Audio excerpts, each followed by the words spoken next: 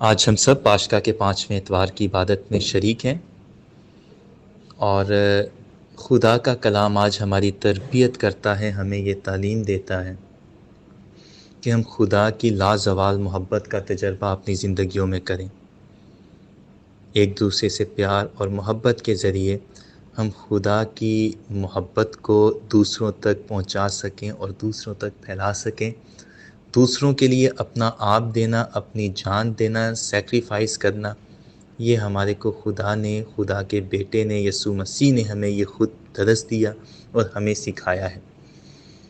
آج کے انجیل مقدس میں واضح طور پر خداوند یسوع مسیح فرماتے ہیں کہ میں تمہیں یہ حکم دیتا ہوں کہ ایک دوسرے کو پیار کرو، اپنے پڑوسی کو اپنی مانند پیار کرو۔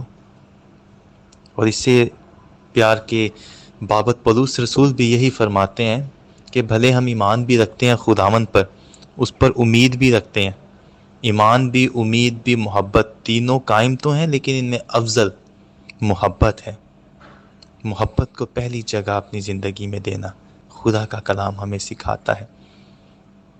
اور اسی طرح ہم دیکھتے ہیں پولس رسول جو آج کی پہلی تلاوت، کہ پہلے ہزار ثانیوں کا ٹائم جب کلیسیا کے اوپر تھا، جب کلیسیا کو مارا جاتا تھا، جب اس پر ظلم کیا جاتا تھا، اور جو کرتا تھا پولس رسول، جب وہ خداوند یسوع مسیح کی محبت اور عشق اور پیار میں مبتلا ہوتا ہے، تو آج وہ بھی محبت کے ساتھ خدا کے کلام کی منادی کرتا ہے۔